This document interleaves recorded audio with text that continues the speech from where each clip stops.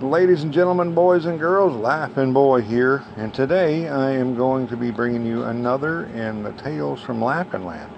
Now, this one is going to be about a fellow that I once knew. Um, he was a pretty good guy, but he made a couple. He made some mistakes. I'm going to tell you two stories about this fellow. I'm going to call him Bobby. Um, One is a not so good thing, kind of. One is a good thing that happened, and the other is not so good. Actually, it's not like bad. It's just not the smartest thing in the world. Anyway, so give you a little bit of background. Um, my best friend at the time had a 1968 Mustang GT. And that thing was pretty impressive. Uh, we all loved that car. And, well, Bobby wasn't really one to be one-upped.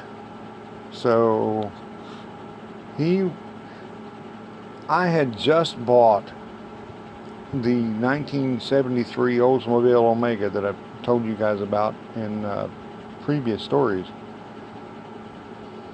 And he took the money to, well, he was going to take the money that I gave him for the car and go and, well, buy another car.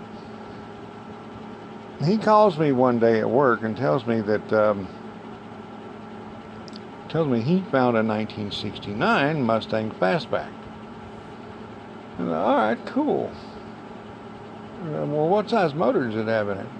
And Bobby turns around and he asks the person behind, asks the people at the dealership. There's just a little hole-in-the-wall dealership. So what size motor has it got in it? Now, I mean, I can hear the conversation back and forth between them. He turns to ask them, and then he turns back to me and says, it was a 350. I said, no, Bobby. That's a Chevrolet motor. So he turns around and he asks him again and says, that's a Chevrolet motor. What size motor is in this car? It's a 305. No, Bobby. 305 is still a Chevrolet motor. Is it a 302? And he turns around and asks him, and of course it comes back, yeah, it's a 302. Turns out it was a 289. We were getting there. Anyway, so he works out a deal for the car, and here is the second kind of red flag. In order to drive it off the parking lot, he had to fix it. So he goes over across the street to the AutoZone and gets what he can. And me and my best friend go to this kind of a salvage yard for Mustangs and the like, and get some things there. And I believe we got. Basically, we got everything for the headlights, or at least one of them, and brought that back over there, and they put the stuff on the car and fixed it up. And then when it come time to buy it, well, Bobby goes in there and takes care of all the paperwork, does all of that. And if you guys have ever been around when you bought a car, it takes a while. It takes a little bit, even buying a used car. There's a lot of paperwork.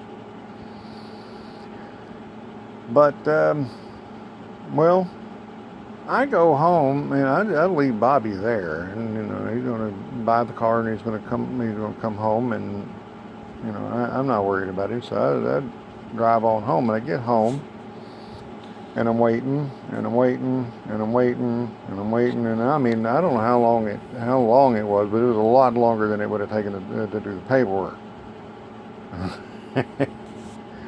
And I'm sitting there, and they finally pull up in the driveway. And I asked them what was, what was the issue. And come to find out, he never test drove the car because the dealership told him it didn't have enough gas in it. Another red flag definitely goes up. But, well, it would have gone up for me. So so what happened was Bobby and my sister, they get in the car, and the first thing they want to do is go put gas in it. And they found out why it didn't have much gas in it. Because it had a ruptured gas tank. And it was leaking on the exhaust, which by the way, gets really, really hot. So yeah, we had to go and buy a gas tank off of another Mustang and put that on there so he could drive the thing. And that wasn't the last time that car tried to kill him. They finally got rid of it. My sister made him. But anyway, on to story number 2. This was years later. Me and Bobby and another friend where we were tearing down houses. What we would do is we would go in and tear down. We'd go in and we'd tear down the house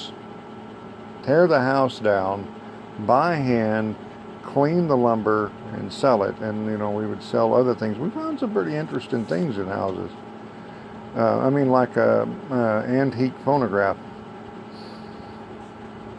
for example. But this house was built around 1900. It was a 2-story house with a huge attic, and each floor, the floor to ceiling was 10 foot or thereabout.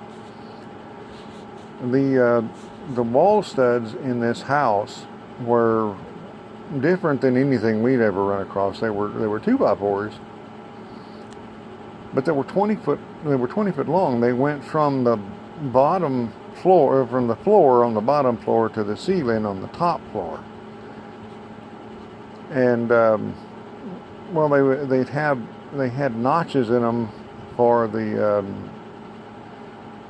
the floor joists that everything else nailed to. Anyway, on the bottom floor, this house had what's called a pocket door. It had a den, and it had a pocket door that led into the den. And what that means is the door rolled, when you opened it, instead of opening it normally, it would just roll back into the wall and would be hidden. Well, we liked that, so we took that hole and took it. We took the entire thing whole back to the house to sell it or use it. I don't remember. And we had taken up. This house was about halfway demolished. It was about halfway torn down. We had taken up the entirety of the second floor, or pretty much the floor itself. And we had taken up the way the flooring was, it was tongue and groove. It was tongue and groove flooring. I don't want to bore you with a whole bunch of details, but this is just stuff that that's kind of relevant to the story. It had pine flooring as the bottom layer, and then it had oak flooring above it. Oak flooring is a little narrower and usually a lot prettier than pine flooring. And it was held in, of course, it was nailed in. It was, you know, I don't want to go into the details about how tongue and groove was put in, you know, as a floor, but it had a bunch of little bitty nails that were sticking it at an angle, about that high, just, you know, maybe a quarter of an inch. But so on the first floor, that was the floor. There was pine flooring with a bunch of tiny little nails sticking up out of it at an angle. And just the nail heads, not the pointy part. Still, yeah, I'll get to that in a second. Well, that wall over that pocket door, the wall studs were still attached to the board that was running crossways for, you know, to hold the floor up, the second floor.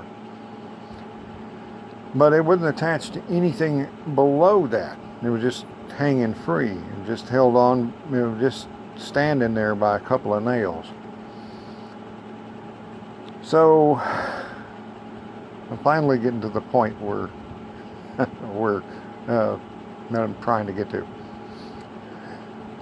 Bobby was trying to, I don't know what he was trying to get loose, but he had a crowbar in his hand, and me and my friend Terry, we were doing other things. But Bobby, he grabs that crowbar, he goes out there, and he's walking out on top of that, on that board, walking out over that wall, walking out on top of that wall where the pocket door was. And he grabs one of the wall studs and knows that, the wall studs are attached to the floor. They're attached to the second floor and to the first floor. So, they shouldn't go, so they shouldn't move. So he grabs one of them and swings around it, and he grabs the next one and swings around it, and he gets out over that pocket door. And me and Terry saw it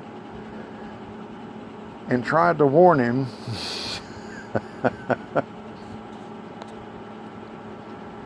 But he grabs the next wall stud, goes to swing around it. Him, the crowbar, and the wall stud all fall down to the bottom floor. And he lands whap right on his back. And so we're, Bobby, you okay? Bobby, are you okay? Bobby gets back up. His face is glowing red. He is mad. He is angry. He is extremely angry. He comes marching back up the stairs, and we're like, "You okay, Bobby? You okay?" He goes back out onto that wall with that crowbar, and he pops that board loose, and whatever it was he was going after, it says, "Now I'm okay." Anyway, that's pretty much the story.